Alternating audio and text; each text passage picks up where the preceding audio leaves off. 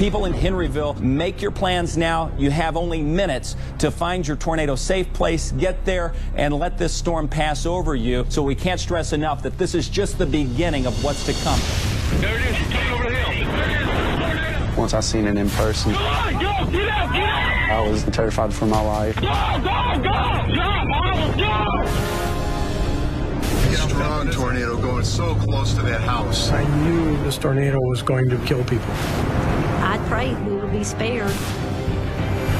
Oh, look at it picking stuff up. It's like it was just looking at us. It's picking up. And decided to turn. It's coming here. The hail felt like it was forever. I remember being afraid that this might be it. Look at that debris. Oh, my God. Everybody get your middle on the back.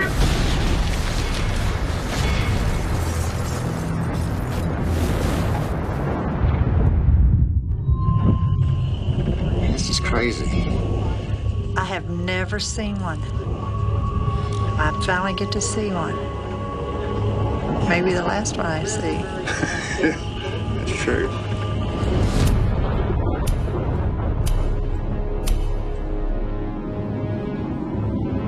On March 2nd, 2012, it was basically a typical day. Didn't think much about the weather that day. Didn't seem any different than any other day. It was just an ordinary day. The weather, as I recall, was pretty fair.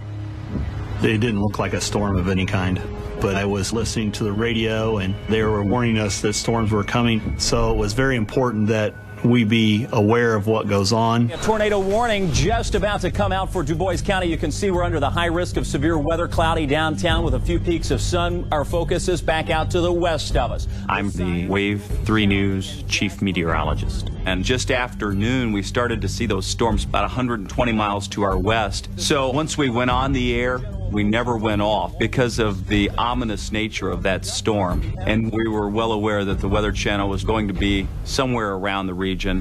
Hey guys, our satellite dish is down. Crew is under cover and getting there at the moment. You can see why. Ominous conditions coming our way here in Louisville, Kentucky. We knew there would be thunderstorms that would develop off to our west, and they would propagate over us, and then we would be able to move on from there. So it was a really good position to start in Louisville.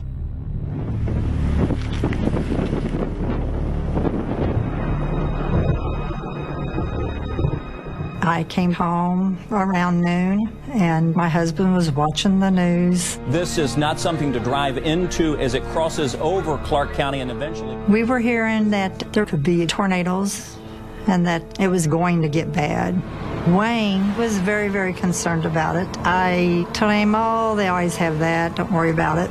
And so we started watching for it.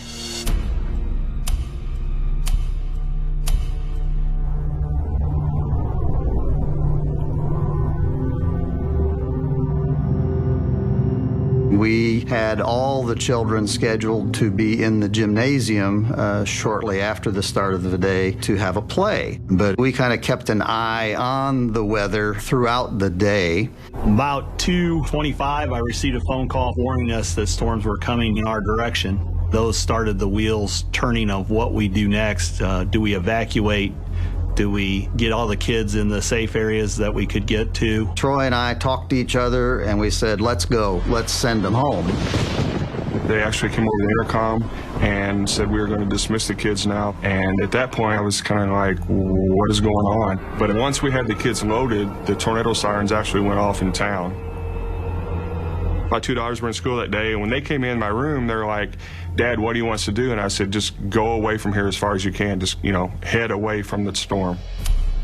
You need to find your tornado safe place. Reports of funnel clouds have been coming out along I-64. This is a high-risk day, first high risk of 2012. So we should be closing in on it shortly.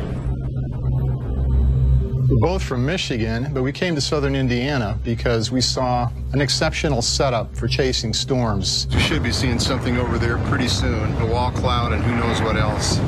As we approached Louisville, we turned north on 135 and we saw the funnel for the first time.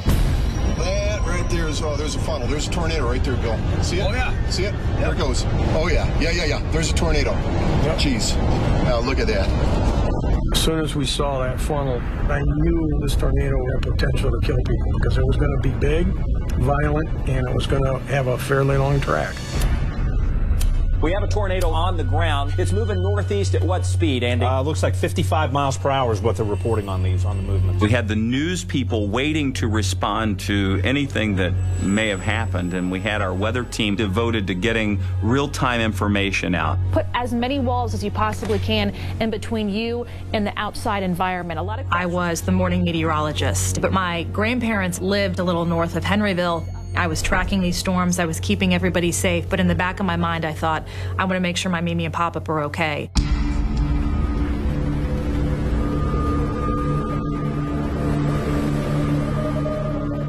Work on the ambulance here in Clark County. Yeah, I was off work that day. Of course, I'd heard the reports of the tornado coming in, and when I found out that there's one that actually touched down, I thought, well, it might actually be serious. So I went to the firehouse to help. It's a strong tornado, looks like. Formed fast. There it goes. Tornado in front of us. There it goes. Yep. This tornado was a race car. It was a rocket ship. This was one of the fastest ones I've ever seen. Oh, boy. Oh, boy. Holy smokes. Watch how fast that thing is. Yeah. Big tornado. Strong tornado. This is forested territory. The road winds, it's hilly, and just the drama of how that tornado evolved and changed shape made it visually very unique. Wow. Look at that sucker. Oh, it's so close to that house. Holy smokes. It's frightening. It's a helpless feeling because once Mother Nature decides this is where this tornado is going, there is nothing you can do but be a spectator. We are close. Debris. That thing is going so fast, I can't get it. We could see it getting bigger and bigger and wider. And by the time it crossed the road in front of us, we could tell that it was going to do serious damage. Look at that thing go. Wow. It's already over this road. Yep. Whenever a tornado intensifies that quickly, you know you've got a serious situation on your hand. Some people may not be alive in 20 minutes. I just spoke to someone on the phone. They're in their basement. They have lost power, and it sounds like a train is on top of their house. Their house is shaking.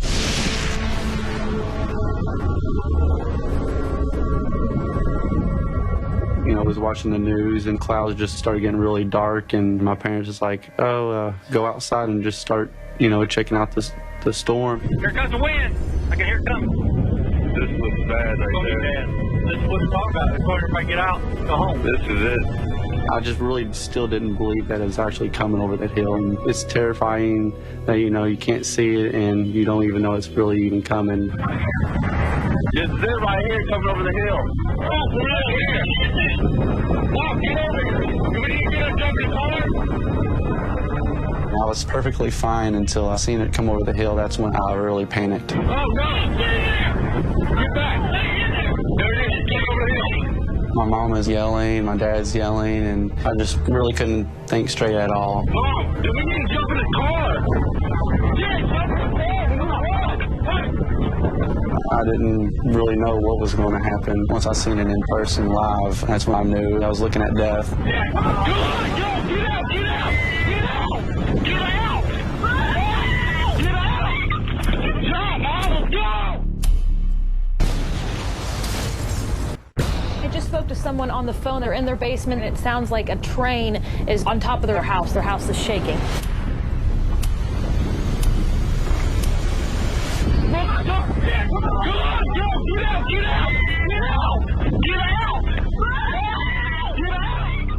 I don't have no basement or storm shelter or nothing.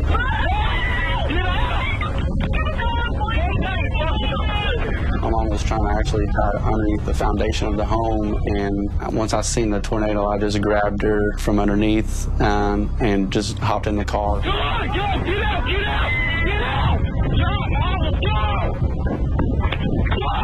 Go! Jump in, go! First thing I was thinking is just get my parents and get out of there. Back up, back up, back up! Hey, Thomas!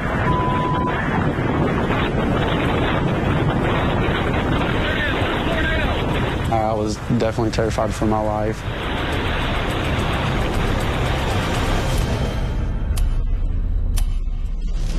Man, it's tearing up those trees. Once it got by us, we knew our chase was done because there was no way we were going to keep up with this tornado. Damn it, right here. And we knew we couldn't go any farther because we were blocked off by debris. Look at the debris right here. Whoa, Yeah. frost right here. It sure did. Yeah. Oh. At that point, I filed a spotter network report just to make sure that we had also added to the warnings that were going out. Whoa, power line's down right there. House okay? Looks like it. Looks okay. Came right Some through ring the shingles power line. ripped off. You can't go any farther. No, that's it. Then all those feelings of knowing people are in its path, knowing the potential loss of life, it hit you even then. This is a wicked tornado on the ground, taking you over into Clark County.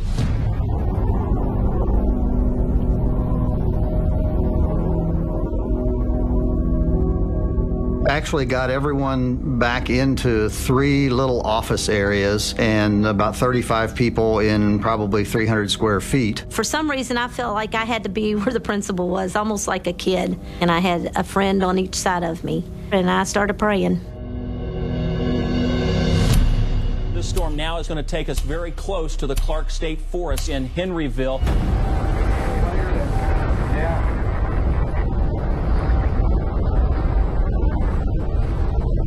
I am a visual marketer, and I live right across the street from the state forest. And I had some friends over that day. They were spending the night, so it was a little hectic. At first, I thought that was thunder, but then it was like, no, that's not going away. That's just roaring. We were out the back door trying to get a glimpse of the tornado. My hands look like those. Heard the tornado noise probably 5 minutes before it actually hit, and that noise just got louder. I thought at the moment I was going to lose it all. This is crazy. Man, that's a big one. Listen to it. We saw it come over the horizon. I was very excited seeing it. They really show so much strength. Coming right toward Henryville. I know, it's not moved. It's coming here. I'm hoping it goes It's picking up. I know. It's picking stuff up. Look, you can see it rotate. I'm hoping it goes to the north of us. It looks like it's heading right toward us. We just kept watching it. Wayne was very concerned about it. I still wasn't that much. I just didn't think it was going to hit us.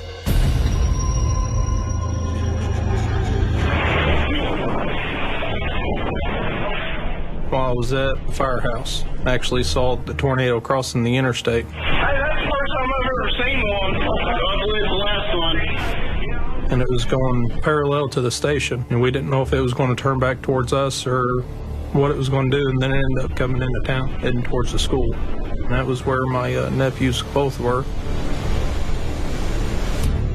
People in Henryville, make your plans now. You have only minutes to find your tornado safe place. You look up in the sky, and there's this monster wedge tornado, almost a half mile to a mile wide, traveling on the ground toward Henryville. On March 2nd, usually people are thinking about snow, not violent tornadoes.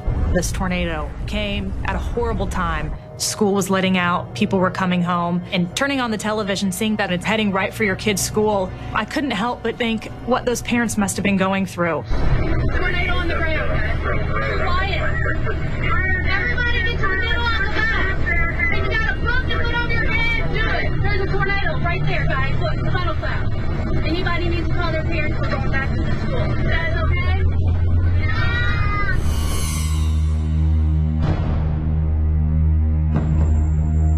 As I looked out front, I hollered, hey, there's a school bus of kids just pulled up. Everybody stay together. All our group together right now. Go, go, go, go, go, go, go, go. 1, 2, 3, 4, 5, 6, 7, 8, 9. Come on. Come on, 10, 11, go, go, go. So we hurried up, got the kids inside. And as they were coming in, I ran out of the back of the offices, ran down through the hallways, and when I looked on the wall across from me, I could see papers moving, and there were no doors, no windows open, which was a sign that it was real close and pressures were changing. And at that point, I knew that I was stuck where I was at.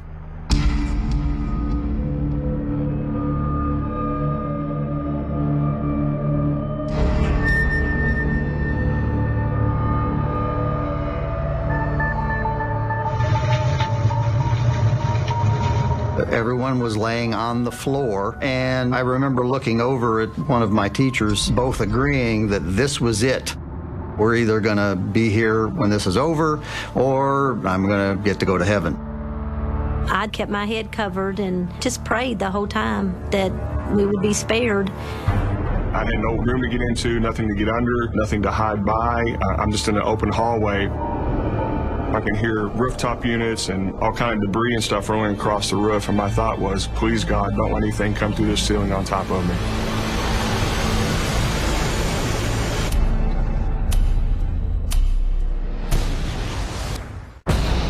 People in Henryville, make your plans now. You have only minutes to find your tornado safe place.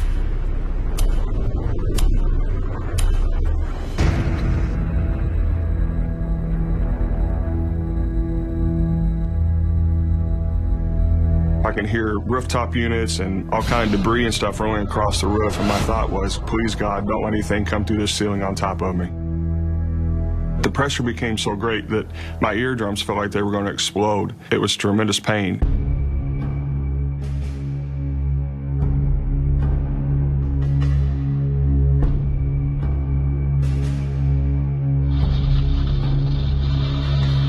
At approximately 3:15, the tornado hit. And when it hits, you feel the vibration and the shake. It was like an earthquake and a tornado together. The whole building just shook. There was devastation all around me. Things in the hallways torn out, doors blowing open. The gymnasium, which was just probably 50 yards from me, the roof fell in. What seemed like an eternity was actually about 1 minute of total destruction. That was basically the school building literally being ripped from around us and taken away to who knows where. It was very scary. And as things were falling in and crashing around me, I wasn't for sure what the outcome was. It's a huge one. It's coming here. It's picking up. Oh, look at it picking stuff up. Well, we need to close this window. I'm sorry, I'm going to have to close the window. Okay. They kept saying on the TV it was going to go northwest, northwest. And when it got right on the other side of a field in front of our home, it's like it stalled, like it was just looking at us and decided to turn. And then it came straight towards us. Oh, see, look at that debris going up in the air. It's going to hit us directly. Listen to it. Once again, I know. Wayne said, I love you, and I told him I loved him, and gave each other a kiss, and we were hugging each other. And then all of a sudden, we both at the same time said, my ears are popping.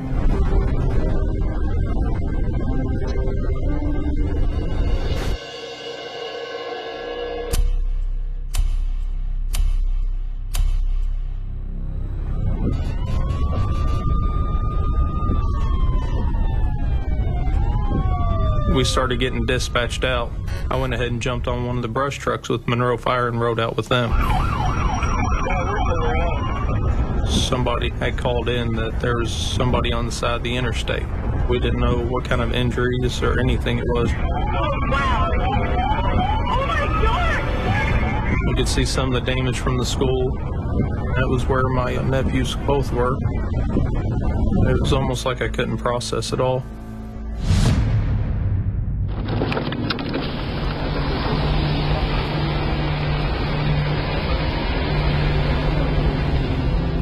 Me and my dad and my brother went out and headed down the road to see who we could help. Oh, wow.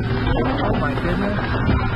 Well, Dad, look come in and we've got people trying to get out of vehicles. But as we drove down, we started to see things like sheet metal, debris. There were different road signs bent heavily in the direction that the tornado moved. There was some commercial trucks in a parking lot, and all of those were knocked over. Oh, wow. A school bus. We got to the end of the road, and it was almost unrecognizable. There's not a lot of deaths in this. And from the view we had, you could only see a portion of the school, and it looked like that it was completely leveled. The boys and I are sitting here in what used to be downtown Henryville. It's gone. I'm looking at the school, and it is rubble.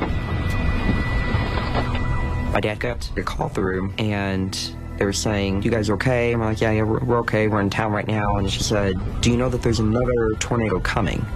And we're like, "No."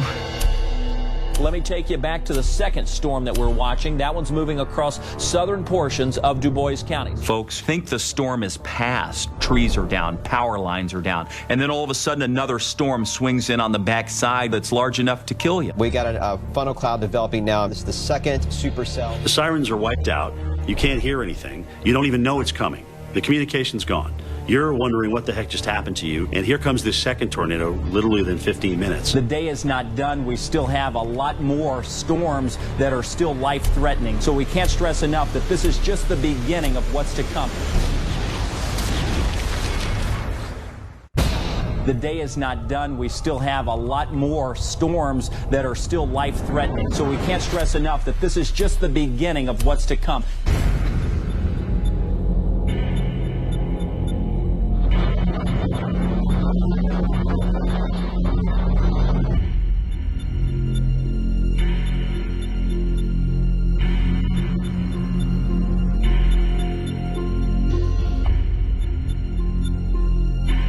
Once things kind of quieten it down, I stand up, I kind of look around, make sure everything's okay, and then I slowly move down the hallway, and once I figure out that things are kind of over, then I take off running up front to try to get up with everybody else and not be down there by myself.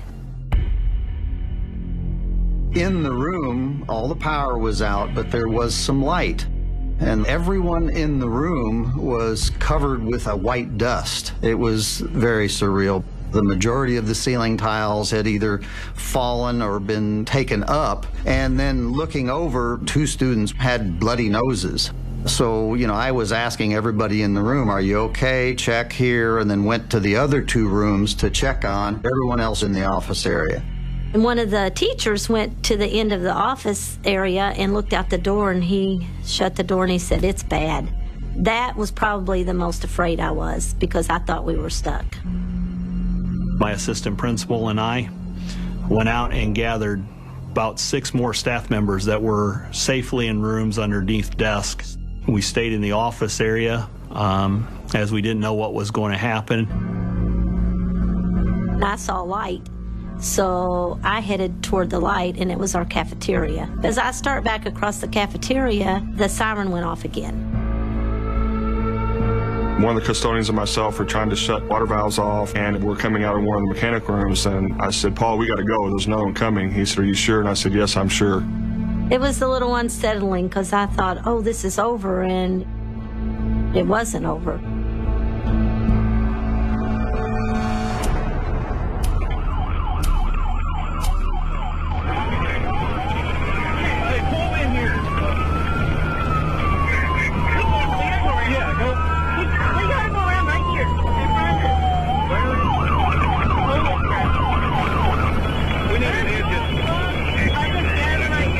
It took us a few minutes to weave in and out of everything and get up there.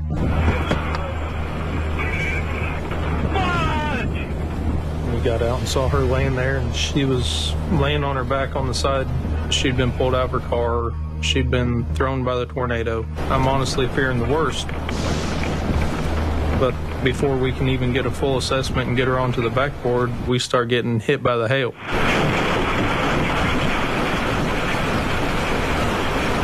I didn't know what we'd be able to do.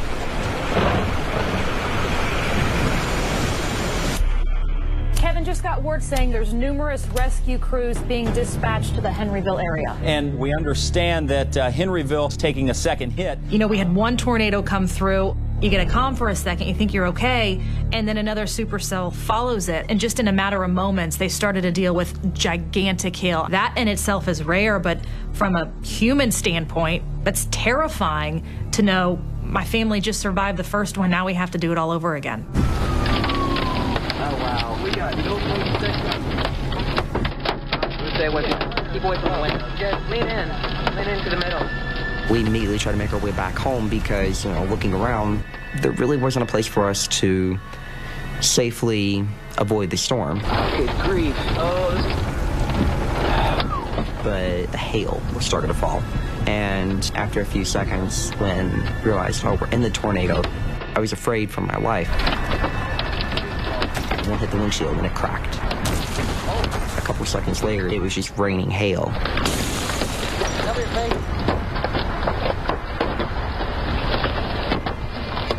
So it was almost impossible to see out of the front windshield.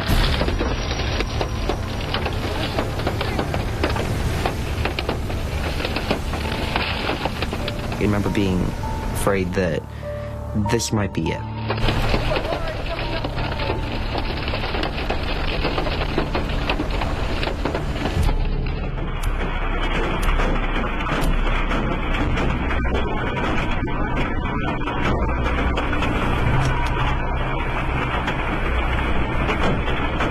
The hail, it felt like it was forever. And they were bigger than softballs. And we just kept right on working, trying to roll her onto the backboard. When the hail got to the point that it was hurting, the other firefighter, she found a door for a semi-trailer, and we all held it up. And Erica could have stayed in the truck for protection, but she came straight back to help us. And I was worried about my 2 nephews in school and really just the whole town. I knew that we needed to focus on her and what she needed as opposed to thinking about everything else.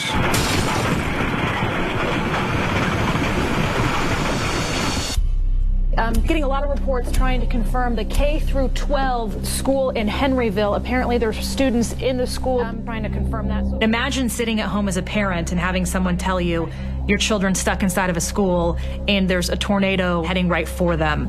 That's something, as a meteorologist and as a journalist, you better believe we have to confirm that before releasing that information. And we needed someone to figure out right then and there if there were children still stuck inside that school.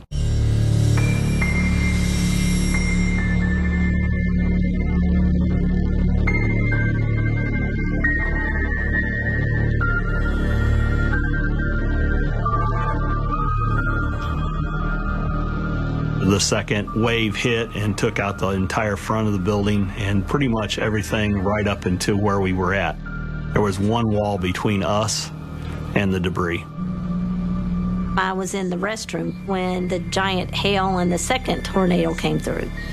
And it just seemed like, is this really happening? The second tornado tore the second gymnasium roof off and the wall off, and both sides of where we were was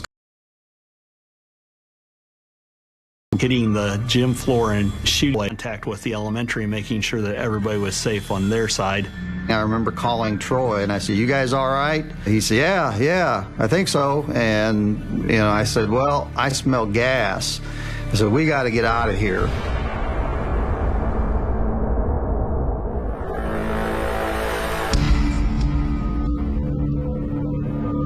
The tornado hit our house, but it wasn't bad. We had a lot of damage, but nothing compared to other people's where their house got leveled. I mean, my house was fine. The second it passed, a buddy of mine, I told him, I said, "Mike, come on, we got to go help people." And then when I started running down the road, I kept hearing something. It almost sounded like a baby crying or like a cat meowing or something like that. So I ran to my neighbor's house and looked to my left and seen Lenora. And all you could see was her head sticking out from underneath the debris. So we go over and we get the wall shoved off of her, and she's sitting there and blood just streaming all down her face. And I was like, we got to get her to the house. She's going to die. But then she asked me, she's like, "Where's my husband? Where's Wayne?" So we start looking, and I see 2 feet sticking out from underneath the refrigerator. All I could think was, I can't believe this.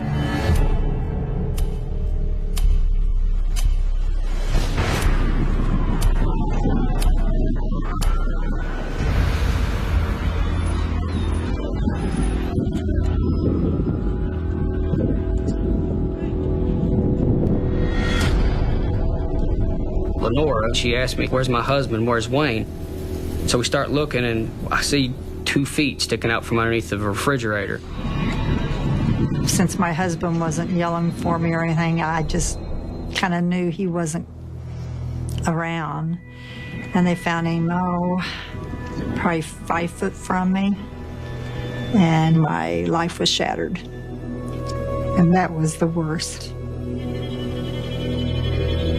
She's crying and blood just streaming all down her face. And I just kept telling my buddy, Mike, she's going to die. She's going to bleed to death. So we got her put up in the truck and got her into the ambulance. And if it wasn't for that, I don't know if I would have made it or not. I always consider that those two saved my life.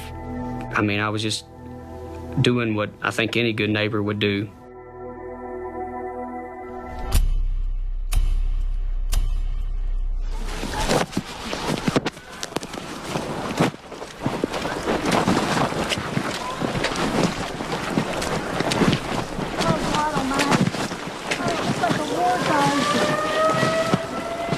At that point, I think I was going on adrenaline because I was afraid another one was going to come because the siren went off again. Most of us were carrying children at that point through what looked like a war zone. There were cars, pieces of metal, out to the highway, and then when we went down to the community center, it was still intact. We had several kids still in the school when the tornado hit, so we knew that we had a lot of parents really concerned for their kids. But there was no way to get any information out to anybody. I couldn't call my daughters or any of my family. The tornado actually knocked out one of the cell towers. So I think everybody was kind of numb and didn't know what to do at that point. We put the kids in the basement because we heard that there might be another tornado coming our direction.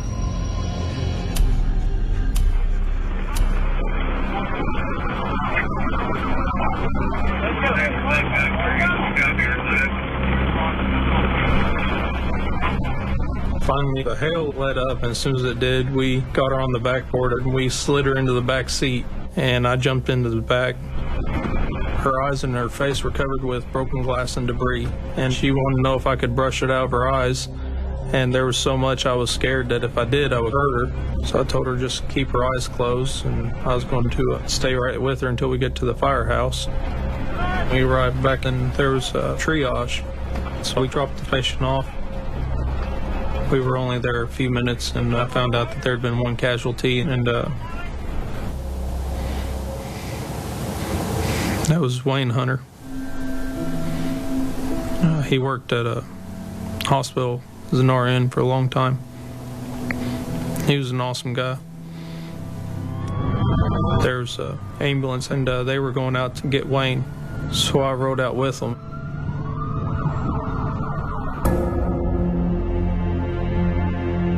What told me this was an awful situation was the look on people's faces. I mean, they were literally walking out of town like they were zombies. They did not know what hit them here. Their house is blown away. They've got a few blankets, a few pictures, but the look on their face, I'll never forget. It was just like, what just happened to me? We've got emergency vehicles that are trying to get to people that have been injured. There was a huge factory building destroyed. Asphalt ripped up from the road. But the closer we got to the Henryville Middle and High School, the worse the damage got. Look at the school bus there on that picture. I mean, this is just a horrific scene coming out of Henryville, Indiana. I'm kind of speechless on what to even say. That's unbelievable when you look at what's standing and what's not just around there. That town has been hit very hard.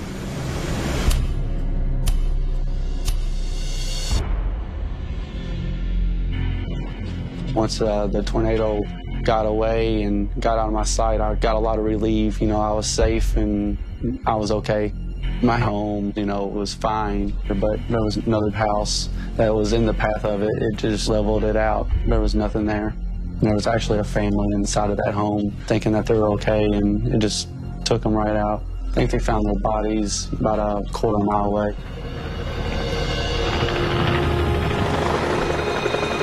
Complete destruction across portions of Clark County. Look at the damage that has been caused across our area. It's no wonder that we've had not only injuries but fatalities. The only safe place to be with a monster storm like this would have been underground. By the time we reached the house, the hail had stopped, and we were pretty much unharmed. But there were people out in the street, the fragments of buildings, there were people inside looking around, and I can remember a couple people.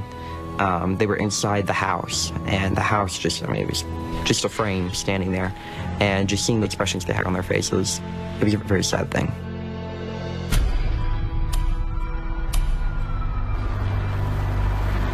Once the storm had passed and the threat of severe weather had ended, I went to Henryville. It was completely dark. There was no power. There were trees down. There were people in the street. And there are chainsaws that are going because people are trying to free up their cars. It was a very chaotic scene.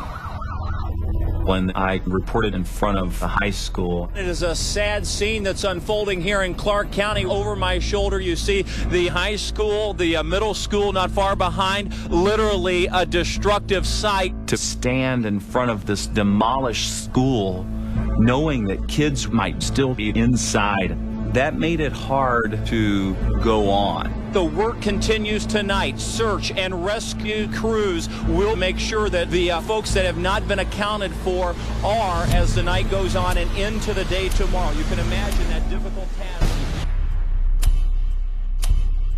The work continues tonight. Search and rescue crews will make sure that the folks that have not been accounted for are, and just within minutes, the students were released from that building as it collapsed earlier today with that massive tornado right here in Henryville.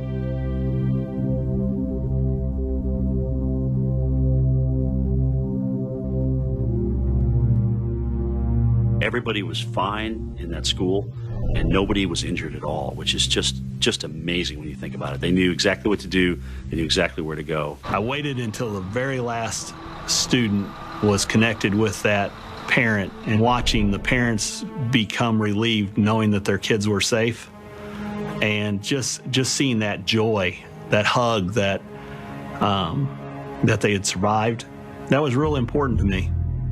My daughters made it to town just north of Henryville. They made it back, and at that point, we were able to unite and hug, and they knew I was okay, and I knew they were okay. I guess that's when it really hits you.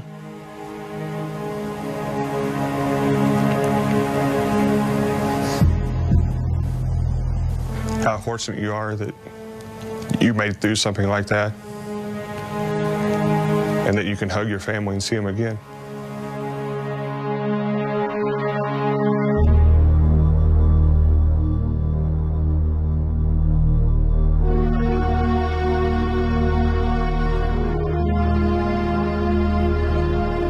First light here in Henryville in Indiana, and you can see folks combing through what's left of their homes. I mean, just complete and utter destruction in through here. It's definitely one of the worst storms I've ever seen, and it's the closest I've been to the storm damage shortly after the tornado occurred. You can tell that something really bad went through there. I mean, there's nothing standing for as far as the eye can see.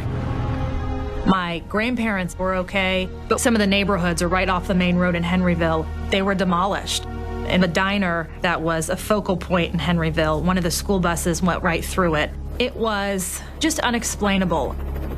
My son took my wife and I up in a small plane to fly the path of the tornado. That was another whole shock to see what took place that we were in, and the devastation just catastrophic. The most vivid memory was going back to the area where we were at. I even sat in the chair that I was in that day before, just because I wanted to make sure that it was my chair. I want to bring in Troy Albert, who is the principal of the junior high school. Kids were just dismissed, weren't they, before this tornado? We dismissed 10 minutes earlier than normal. Got the kids on the buses, they got the kids in the cars home. And then Our principal, Troy Albert, and Dr. Glenn Riggs made decisions for Henryville schools that saved several kids' lives. The thinking was, you know, we're a lot safer spread out than we are all together, and I don't think we would have gotten all the children into a safe place before it got hit. And there's no question it would have been tragic. There were places in that building that were literally just gone. They did the right thing, sending them on the bus. I tell you that. That was the move to make.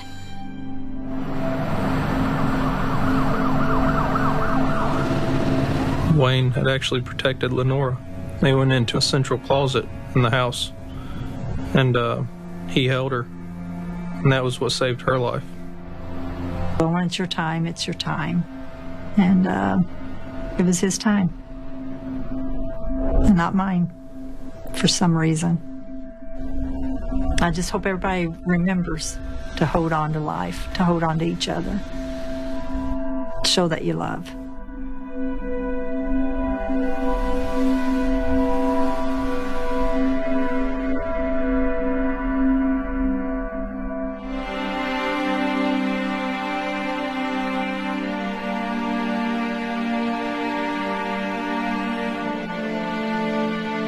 Once something of that magnitude happens, the question is, where do you start? How do you even begin? And thankfully, there were a number of volunteers and organizations and relief groups that knew where to begin. There was just support from everywhere. I mean, for weeks. You know, if you needed something, it was there. It was just overwhelming. It was amazing to see all the people that showed up that just cared. They just wanted to help in any way that they possibly could. And without them, we wouldn't have been back on our feet.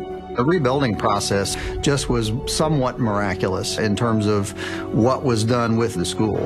It was impressive to see the rubble of the high school behind you one day and later it being completely rebuilt. It looks exactly like it did before the tornado. You know, if there's any good that comes out of a disaster like that, it does give a town like Henryville a chance to start over. There's new buses, there's new homes, businesses that are sprouting up there. They accepted the hand that was dealt to them, and they came together as a community and moved on as best as they can. Hornet Pride became kind of the theme because it was up on the sign outside the school, and it made us all stronger just knowing it was there. The entire community grew from this experience. We all knew that no matter what, we were there for each other, and we're all proud of our town. We all love our town.